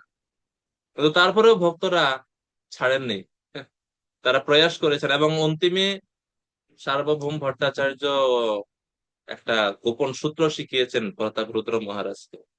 আর মাঝে মাঝে রামানন্দ রায়, কাশী মিশ্র, এনারা সবাই রাজা প্রতাপরুদ্রের যে বৈষ্ণবীয় গুণাবলী, সেই গুণগুলোর কথা মহাপ্রভুর কাছে বলতেন যখনই সুযোগ পেতেন। আর সার্বভৌম ভট্টাচার্য শিখিয়ে দিয়েছেন যে এই যে রথযাত্রা আসছে, রথযাত্রার সময়ে আপনি যখন যখন সেই আহ উদ্যানে মহাপ্রভু বিশ্রাম করবেন, তখন আপনি এই রাজবেশ পরিত্যাগ করে বৈষ্ণব বেশ ধারণ করে মহাপ্রভুর চরণ কমল সম্বাহন করবেন, পাদ সম্বাহন করবেন, এবং গোপীগীত বর্ণনা, গোপীগীত গাইবেন মহাপ্রভুর সামনে, এবং সেটা শুনে মহাপ্রভু নিশ্চয়ই আপনাকে কৃপা করবে। কারণ তখন মহাপ্রভুর সেই ভাব অবস্থা বা এই গোপীগীত শ্রবণ করে চৈতন্য মহাপ্রভু তিনি বাহ্য দশা হারিয়ে ফেলবেন, এবং আপনি যে কে সেটা তিনি বুঝতে পারবেন না, এবং তখন আপনি মহাপ্রভু কৃপা লাভ করবেন। তো এখান থেকে চৈতন্য চরিতামৃতে আমাদের খুব গুরুত্বপূর্ণ একটা শিক্ষা দিচ্ছে যে আমরা কৃষ্ণের কৃপা বা মহাপ্রভু কৃপা লাভ করতে পারি তখনই যখন আমরা ভক্তদের আনুগত্যের থেকে ভগবানের কাছে পৌঁছাই। তখন নিজে নিজে আমরা কখনো ভগবানের কৃপা প্রাপ্ত হতে পারি না। তো অন্তিমে তখন আমরা জানি সবাই যে কিভাবে মহাপ্রভু প্রতাপরুদ্র মহারাজকে জড়িয়ে ধরলেন এবং তিনি বলছেন যে তুমি কে, কোথা থেকে তুমি আমাকে এই অমৃত পান করালে। তো এভাবে মহাপ্রভুর কৃপা রাজা প্রতাপরুদ্র লাভ করেন। আর মহাপ্রভু আরেকটা জিনিস দেখে, দুইটা জিনিস দেখে মহাপ্রভু প্রতাপরুদ্র মহারাজকে কৃপা করতে সিদ্ধান্ত নেন। এক হচ্ছে মহারাজ প্রতাপরুদ্রের দৃঢ়তা বা ঐকান্তিকতা, এতবার রিজেক্ট করছেন কিন্তু তিনি ছাড়ছেন না প্রচেষ্টা। আর দ্বিতীয় হচ্ছে মহারাজ প্রতাপরুদ্রের বৈষ্ণবদের প্রতি শ্রদ্ধা এবং বিশ্বাস। এই দুইটা জিনিস দেখে মহাপ্রভু প্রতাপরুদ্র মহারাজ কৃপা করলেন। কেননা রাজা প্রতাপরুদ্র রামানন্দ রায়কে পূর্ণ বেতনে রাজকার্য থেকে অব্যাহতি দিলেন, পূর্ণ বেতনে। রামানন্দ রায় বেতন পেতেন কিন্তু রাজকার্য করা লাগতো না। প্রতাপরুদ্র বলছে আপনি এখন পূর্ণ স্বাধীন, আপনি মহাপ্রভুর সঙ্গে থাকুন। এবং এই কথাও রামানন্দ রায় গিয়ে মহাপ্রভুকে বলছেন। এটা শুনে মহাপ্রভু সন্তুষ্ট হলেন। আর আর আরেকটা যেটা ছিল যে দৃঢ়তা মহারাজ প্রতাপরুদ্রের, যদি মহাপ্রভুর না পাই কৃপাধন, কিবা রাজ্য কিবা দেহ সবয় কারণ। এটা হচ্ছে প্রতাপরুদ্র মহারাজের আরতি। যদি মহাপ্রভুর না পাই কৃপাধন, এই রাজ্য, এই ধন, এই কিছু দিয়ে কি করবো, এগুলো সব অকারণ। এই বৈরাগ্যতা ছিল প্রতাপরুদ্রের। কৃপা প্রাপ্তির জন্য তিনি ঐকান্তিক ছিলেন বলে মহাপ্রভু অন্তিমে কৃপা করলেন, এবং বৈষ্ণবদের প্রার্থনাতে। তো সেই কারণে প্রত্যেক আশ্রমের ভক্তদেরই কর্তব্য বিষয়ীদের সঙ্গ না করা। এখন প্রশ্ন হতে পারে আমরা তো চাকরি বাকরি করি, বিষয় মানুষদের সাথে থাকতে হয়। এখানে সাথে থাকাটা বলছে না, বলছে সঙ্গ করা। যখন বলা হয় সঙ্গ, সঙ্গ মানে খালি সাথে থাকলেই সঙ্গ না। হ্যাঁ, প্রভুপাদ বলছেন না যে মশা আমাকে কামড়াচ্ছে, তো এর মানে কি মশা আমার সঙ্গ করছে? এটা না। সঙ্গ বলতে হৃদয় থেকে কারো কথা গ্রহণ, হৃদয় থেকে কারো, হৃদয় দিয়ে কারো মতবাদ গ্রহণ করা, মানে যেখানে যেই সঙ্গের মধ্যে মন থাকে এবং হৃদয় থাকে সেই রকম সঙ্গ।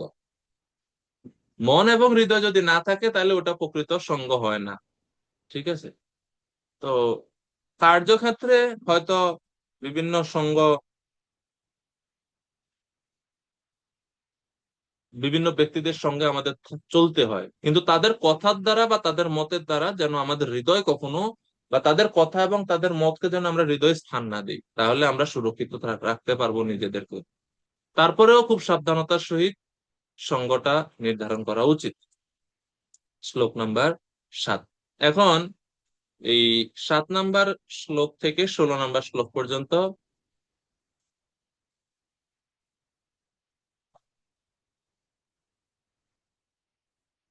মন এবং হৃদয়ের পার্থক্য কি?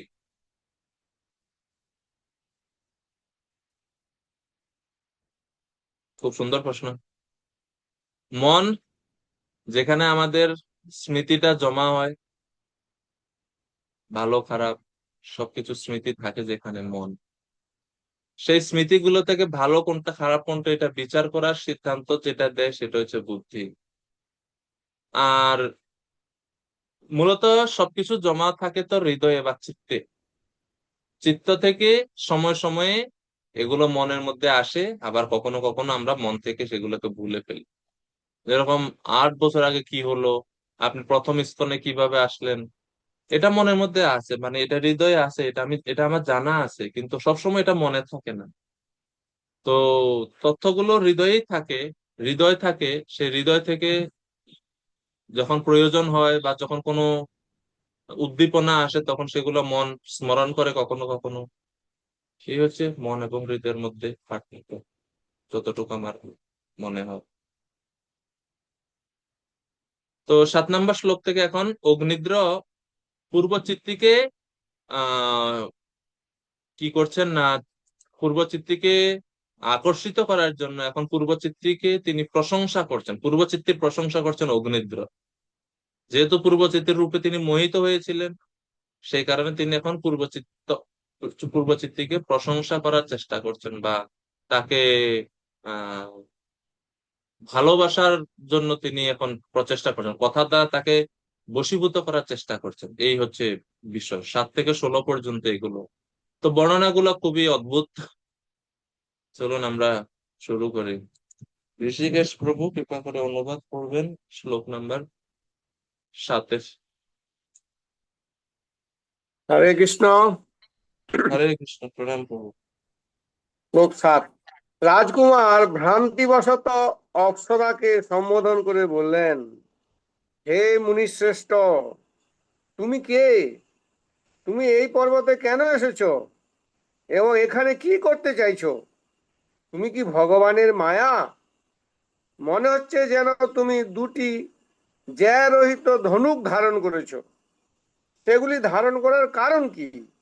তুমি কি নিজের জন্য না তোমার সখার জন্য সেগুলি ধারণ করেছো? হয়তো তুমি বনের পশুদের শিকার করার জন্য সেগুলি বহন করছো। ধন্যবাদ হরে কৃষ্ণ। প্রভু। হরে কৃষ্ণ। এখন ভগবত গীতা আমরা দেখি, ভগবান বলছেন যে যখন কামনা বাসনার দ্বারা কারোর হৃদয় প্রভাবিত হয় তখন তার বুদ্ধি নষ্ট হয়।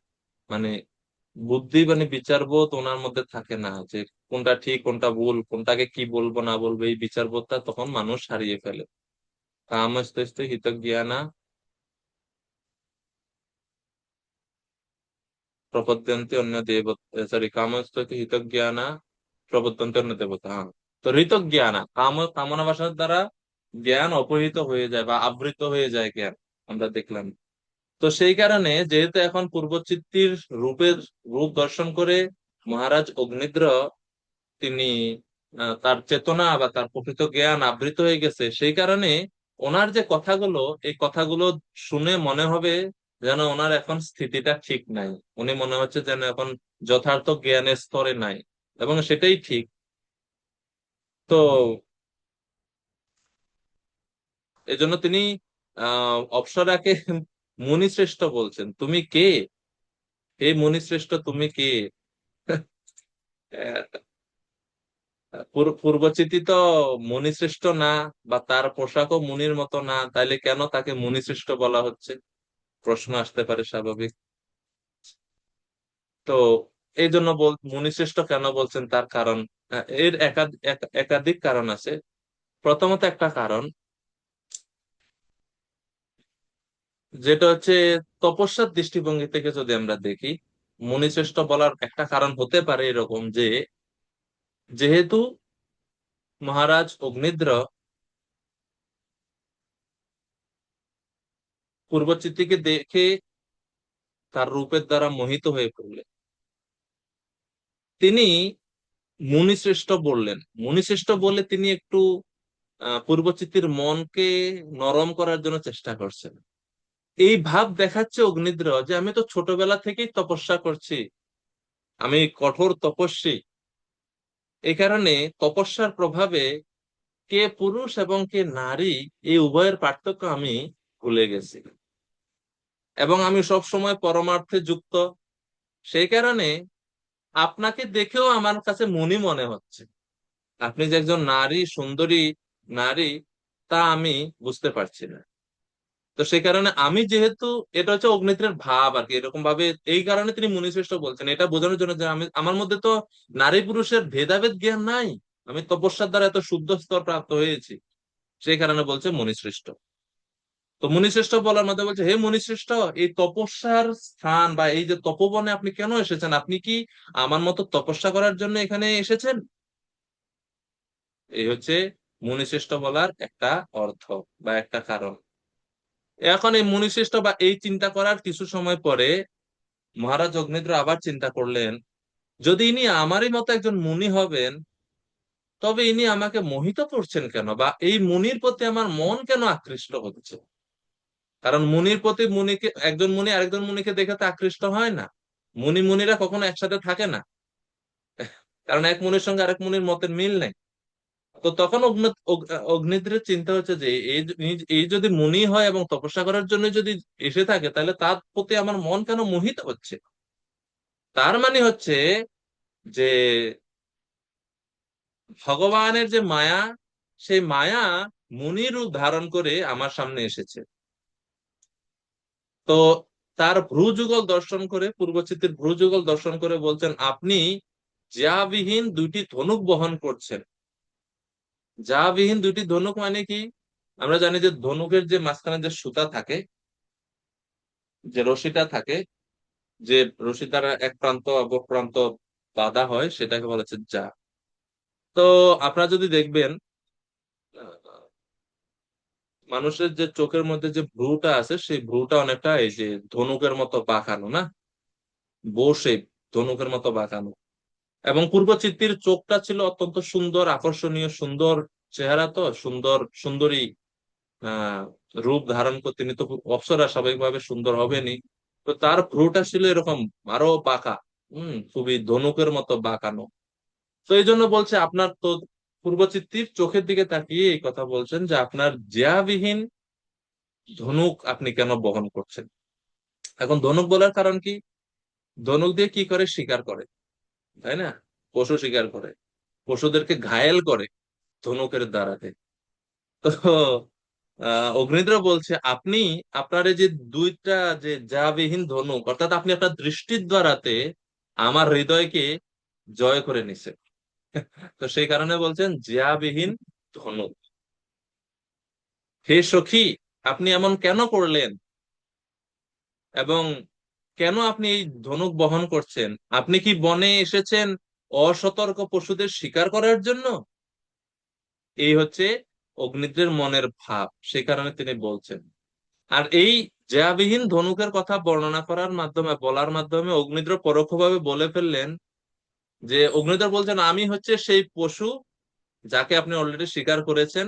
অর্থাৎ আপনার এই দৃষ্টির রূপী বাণের দ্বারা আমার হৃদয় বশীভূত হয়ে গেছে, বা আমার হৃদয় বিদ্ধ হয়ে গেছে। এখন আমি আপনার প্রতি আকৃষ্ট, বা আপনার কাছে আমি বশীভূত হয়ে গেছি, আমি এখন আপনার শিকারে পরিণত হয়ে গেছি। এটা অগ্নিদ্র প্রকাশ করছেন। তো শিল প্রভুপাদ তাৎপর্যেও এই ব্যাখ্যাই করছেন। প্রভুপাদ বলছেন, এই জড়জগৎ এক মহা অরণ্য সদৃশ, এবং তার অধিবাসীরা ব্যাঘ্র, হরিণাদি বন্য পশুর মতো। সেই পশুদের বধ করে সুন্দরী রমণীর ভ্রু যুগল।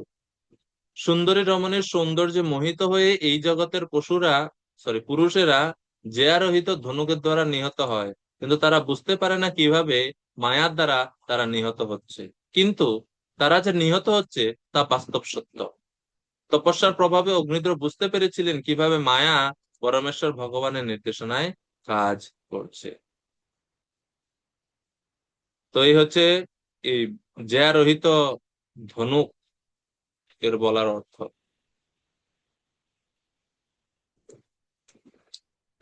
এই বর্ণনা শুনে কোনো শ্লোকের কথা মনে পড়ে আপনাদের?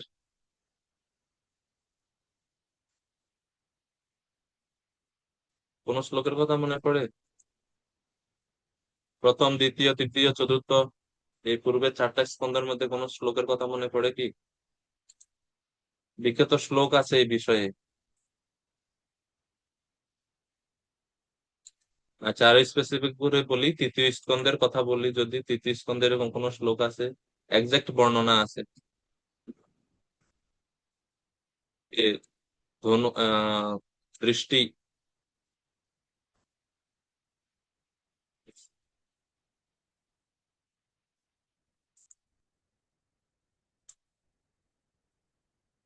দৃষ্টিশক্তির কথা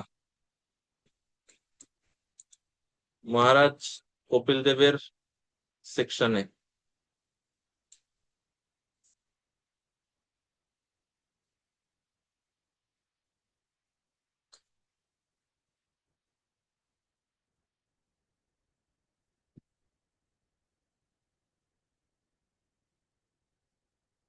তিন 31-38, যেটা এখন যেটা অনুবাদটা পড়লাম না আমরা তাৎপর্যে প্রভুপাদের, অনুরূপ একটা শ্লোক আছে 3:31-38। 3:31 কোন কোন কোন সেকশন? 3:31 কি বর্ণনা আছে?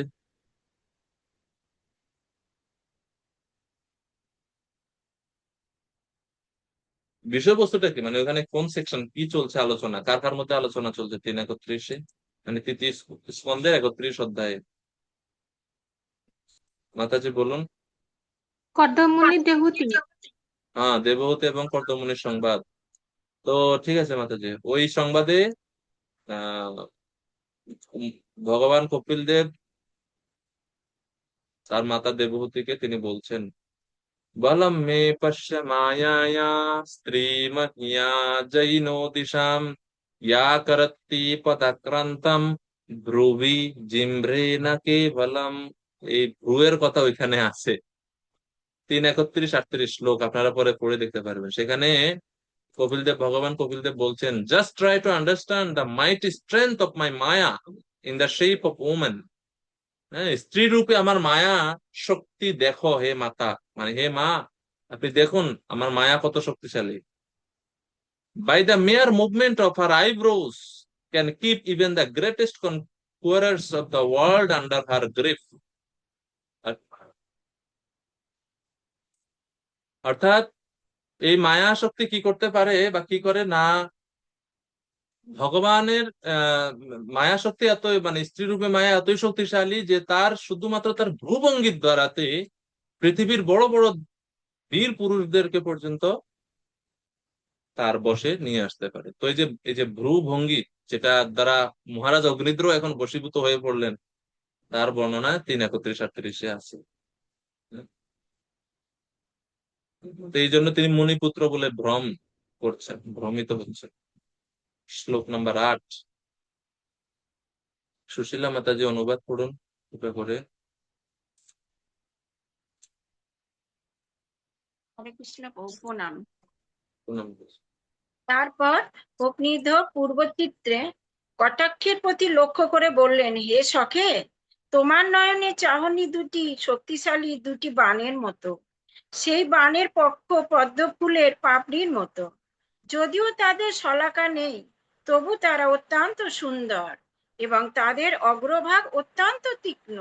তাদের দেখে মনে হয় তারা যেন অত্যন্ত শান্ত, এবং তাই আমার মনে হয় যে সেগুলি কারোর প্রতি নিক্ষেপ করা হবে না। তুমি নিশ্চয়ই সেই বাণের দ্বারা কাউকে বিদ্ধ করার জন্য এই অরণ্য বিচরণ করছো, কিন্তু আমি জানি না কাকে তুমি বিদ্ধ করবে। আমার বুদ্ধি মন্দ এবং আমি তোমার সঙ্গে যুদ্ধ করতে পারবো না। বাস্তবিক পক্ষে বিক্রমের কেউ তোমার সমকক্ষ নয়, এবং তাই আমি প্রার্থনা করি তোমার এই বিক্রম যেন আমার মঙ্গলের নিমিত্তই হয়। হরে কৃষ্ণ।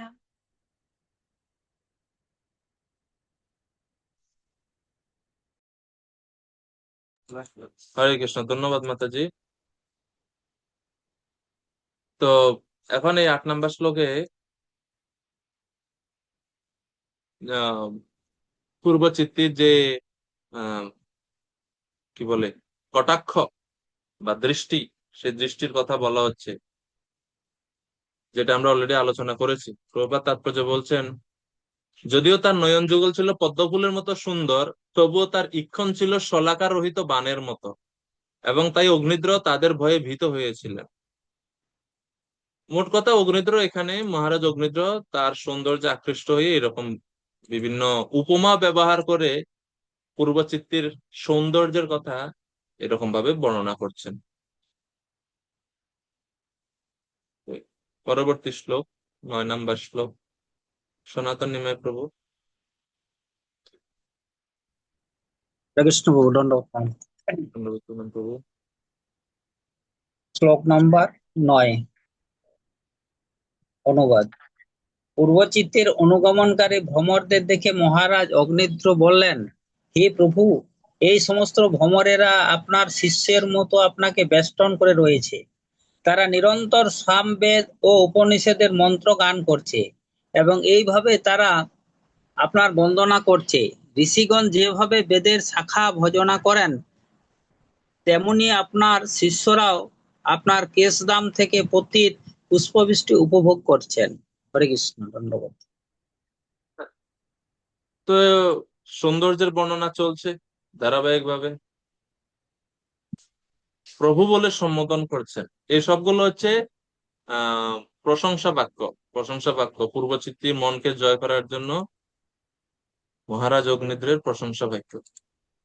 হরে কৃষ্ণ। প্রভু, এটা এটা কি প্রশংসা না ভনিতা, যে ইচ্ছা করে করছেন নাকি ওনাকে মন জয় করার জন্য করছেন? কারণ কি মন উনি জয় কি করার জন্য, মন জয় করার আচ্ছা, জন্য করছেন। আচ্ছা, উনি কি বুঝতে পারছেন না যে এটা মাতাজি না প্রভু, মানে মুনি না নারী, সেটা উনি কি বুঝতে পারছেন না? বুঝতে পারছেন, বুঝতে তাহলে পেরে এটা কি এরকম ভাবে বর্ণনা করছেন। তার মানে ওই জন্য বলছি, তার মানে কি এক প্রকার ভনিতা নয় এটা? হ্যাঁ, সেটাও বলা যেতে অতিরঞ্জিত। পারে, দণ্ডবোধ সেটাও বলা প্রণাম। যেতে পারে, সেটাও বলতে পারেন। হরে কৃষ্ণ।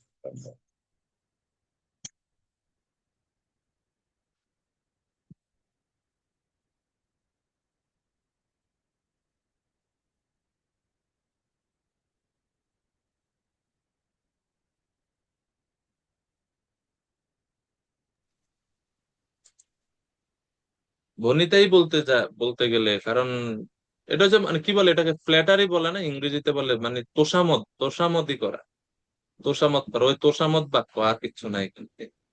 তাকে জয় কর, তার মন রাখার, মন জয় করার জন্য তো কত অনেক অনেক উপমা ব্যবহার করছেন এই কারণে, যে মানে আহ মুনিপুত্র, তারপরে হে প্রভু, মাতাজিকে প্রভু বলছেন, তোষামত করছেন। শ্লোক 10, অজিত কেশব প্রভু 10 নম্বর শ্লোকের অনুবাদ করবেন কৃপা করে।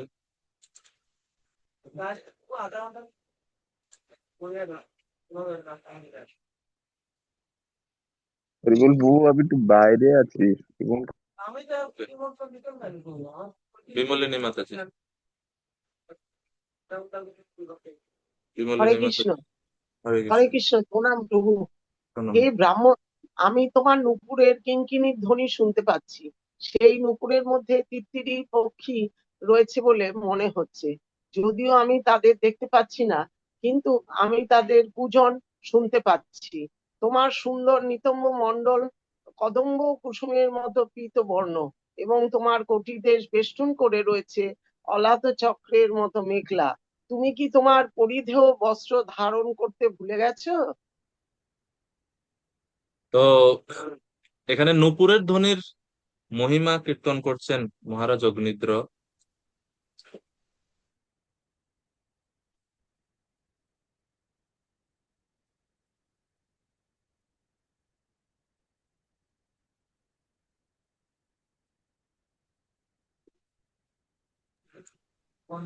তো এখন এই 10 নম্বর শ্লোকে একটা গুরুত্বপূর্ণ বিষয় আছে। অগ্নিদ্র এত কামার্ত যে তিনি নূপুরের ধ্বনির প্রশংসা করছেন, সাথে সাথে বলছেন তোমার পরিধেয় বস্ত্র কোথায়। এটা এরকম না যে পূর্বচিত্তি বস্ত্রহীন, এরকম না। পূর্বচিত্তির শরীরে বস্ত্র আছে এবং তিনি সুন্দরভাবে সুসজ্জিত অবস্থায় আছে, কিন্তু এখানে যেহেতু অগ্নিদ্র কাম কামার্ত অবস্থা বা তার চিত্তটা বা মনটা পরিপূর্ণরূপে কামের দ্বারা বশীভূত, সেই কারণে সে তার বস্ত্র দেখছে না। যেরকম বলে না যে যার মনোভাব যেরকম সে জগৎকে সেইভাবেই দেখে, তো ওই নীতিটা এখানে প্রযোজ্য হচ্ছে। তো আর এগুলো তো বিস্তারিত আর ব্যাখ্যার দরকার নেই, তো বুঝতেই পারছেন আপনারা। তারপরে 11 নম্বর শ্লোক, ঋষিকেশ প্রভু কৃপা করে অনুবাদ করবেন।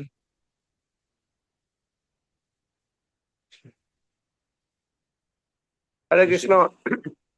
প্রভু হরে কৃষ্ণ।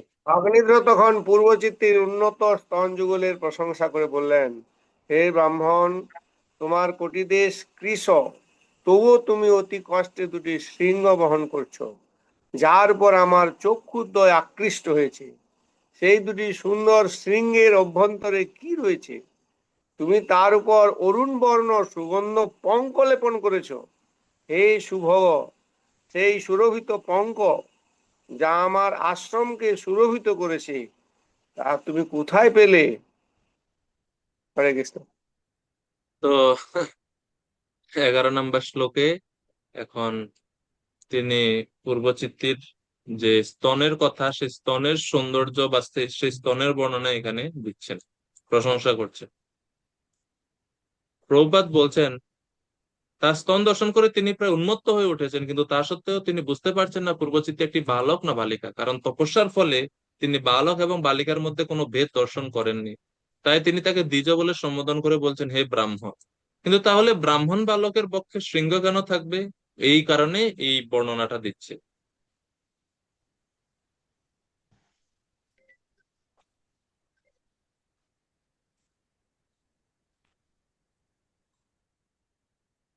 বারো নম্বর শ্লোক, এরপরে জিজ্ঞেস করছে হে সুহৃত্তম, তুমি কি তুমি কি দয়া করে আমাকে তোমার বাসস্থান দেখাবে? মানে জিজ্ঞেস করছে তুমি কোথায় থাকো, বাসস্থান কোথায় তোমার? সেখানকার অধিবাসীরা বক্ষস্থলের দ্বারা এমন অপূর্ব অবয়ব ধারণ করে যে তা দর্শনে আমার মতো ব্যক্তির মন ও নয়ন উভয়ই ক্ষুব্ধ হয়। তাদের মধুর বাণী এবং মৃদুমন্দ হাসির কথা বিচার করে আমার মনে হয় যে তাদের মুখে না জানি কত অমৃত রয়েছে। হম তো এভাবে কোথায় তুমি থাকো, বাসস্থান, ব্রাহ্মণ বালকের বসবাসের স্থান তিনি দর্শন করতে চেয়েছিলেন। কেন? কারণ ওই যে সকলের বক্ষস্থল অত্যন্ত উন্নত। তো এইরকম ভাবে মোহিত হয়ে অগ্নিদ্র এরকম উক্তি এরকম বলছেন। 13 নম্বর শ্লোকে আরো বলা হচ্ছে হে সখে, তোমার দেহ ধারণ করার জন্য তুমি কি আহার করো? তুমি কি, কারণ তাম্বুল চম্বন জনিত তোমার মুখ থেকে যে সুগন্ধ বিনির্গত হচ্ছে তার ফলে মনে হয় তুমি সর্বদা বিষ্ণুর ভুক্ত অবশিষ্টই গ্রহণ করো। তুমি নিশ্চয়ই বিষ্ণুর অংশ সম্ভূত। তোমার মুখমণ্ডল নির্মল সরোবরের মতো সুন্দর। তোমার কর্ণযুগলে যে দুটি রত্নখচিত মকরাকৃতি কুণ্ডল বিরাজ করছে সেগুলোর নেত্র বিষ্ণুর চক্ষের মতো অপলক। তোমার নেত্রযুগল মিনের মতো চঞ্চল। সুতরাং তোমার মুখমণ্ডল সরোবরে যেন দুটি অনিমেষ মকর এবং চঞ্চল মিন বিহার করছে। তোমার দন্তপংক্তি রাজহংসের মতো শোভা বিস্তার করছে এবং তোমার কেশ কলাপ যেন অলিকুলের মতো তোমার মুখের সৌন্দর্য অনুসরণ করছে। তো এইভাবে আহ পূর্বচিতির আরো সৌন্দর্য তিনি বর্ণনা করছেন। এভাবে সুন্দর কেশ, সুন্দর দাঁত, কান, সব সব অঙ্গগুলোর কথা বর্ণনা করছেন এখানে বিস্তারিত ভাবে। এগুলো দেখছেন অগ্নিদ্রের দৃষ্টিভঙ্গি, এটা ভাগবতমে। 14, আমার মন ইতিমধ্যেই অস্থির হয়েছে এবং তুমি তোমার করকমলের দ্বারা যে কন্দুকটিকে চালিত করছো তা আমার নয়ন যুগলকেও অস্থির করছো।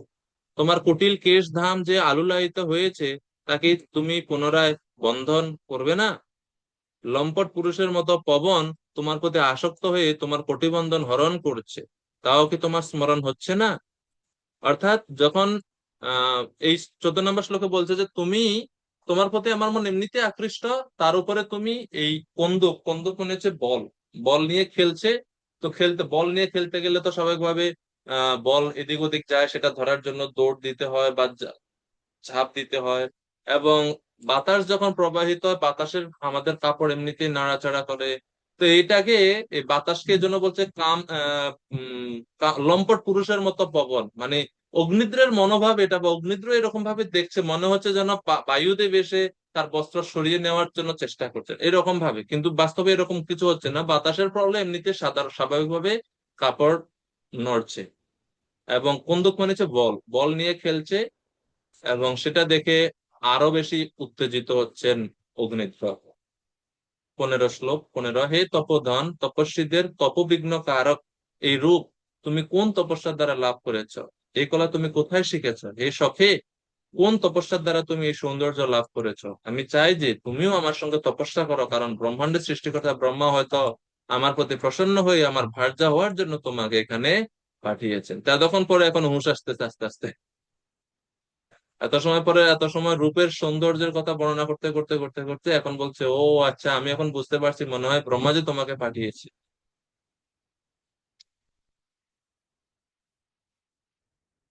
এই জন্য বলছে তুমি আমার সঙ্গে তপস্যা করো। তিনি পূর্বচিত্তিকে তার পত্নী হওয়ার জন্য অনুরোধ করেছিলেন, যাতে তারা গৃহস্থ জীবনে একসঙ্গে তপস্যা করতে পারেন। তার অর্থ হচ্ছে, উপযুক্ত পত্নী যদি অধ্যাত্ম চেতনায় পতির মতো উন্নত হন, তাহলে গৃহস্থ জীবনে তিনি তার পতিকে তপস্যা করতে সাহায্য করেন। আধ্যাত্মিক উপলব্ধি ব্যতীত পতি অথবা পত্নীর সমপর্যায়ে স্থিত হতে পারেন না। ব্রহ্মাণ্ডের সৃষ্টিকর্তা ব্রহ্মা চান সুসন্তানের জন্ম হয়, যাতে সুসন্তানের জন্ম হয়। তাই ব্রহ্মা প্রসন্ন না হলে উপযুক্ত পত্নী লাভ করা যায় না। প্রকৃতপক্ষে বিবাহের সময় ব্রহ্মার পূজা করা হয়। ভারতবর্ষে আজও বিবাহের নিমন্ত্রণ পত্রে ব্রহ্মার ছবি থাকে। তো এই হচ্ছে ব্রহ্মাজির আশীর্বাদ দরকার আদর্শ পতি পত্নী খুঁজতে হলে। এই জন্য অনেক সময় বিয়ের কার্ডের উপরে লেখা থাকে ওম প্রজাপতি নমঃ।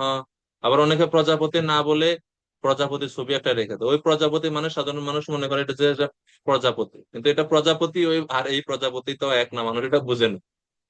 প্রজাপতি বলা হয় ব্রহ্মাজিকে, কেননা তিনি প্রজা সৃষ্টি কাজ করছেন, সেজন্য প্রজাপতি। মানুষ বুঝতে পারে না। সর্বশেষ এই সেকশনের শ্লোক 16 নম্বর শ্লোক। এখন বলছেন, ব্রাহ্মণদের দ্বারা পূজিত ব্রহ্মা আমার প্রতি অত্যন্ত কৃপা পরবশ হয়ে তোমাকে আমার কাছে পাঠিয়েছেন। তাই তোমার সঙ্গে আমার সাক্ষাৎ হয়েছে।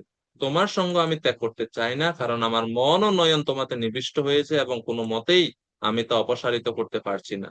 হে চারু শৃঙ্গিনী শৃঙ্গিন, আমি তোমার অনুগত। তোমার যেখানে ইচ্ছা সেখানে আমাকে নিয়ে চলো। তোমার সখীগণ অনুকূল হয়ে আমার অনুগমন করুক। হম। তো এইভাবে অগ্নিদ্রব মনে মনে আশঙ্কা করছেন বা ভয় পাচ্ছেন যে সেই পূর্বচিত্রী সেই অপ্সরা আমাকে ছেড়ে, আমাকে পরিত্যাগ করে চলে যায় কিনা। তো জন্য বলছে যে আমি আপনার অলরেডি, আমার মন এবং নয়ন আপনাকে ছেড়ে যেতে চায় না, আপনার প্রতি আকৃষ্ট। তো সেই কারণে বোঝাচ্ছেন যে আমি আপনার সঙ্গে থাকতে চাই। তো এইভাবে 16 পর্যন্ত অগ্নিদ্র মহারাজের তোষামোদ বাক্য শেষ হলো। 17 থেকে 23 পর্যন্ত বিয়ে হবে, সন্তানাদি হবে, এই বর্ণনা হবে আগামী ক্লাসে। আজকে আমরা এখানে বিশ্রাম নিচ্ছি। হরে কৃষ্ণ। শিল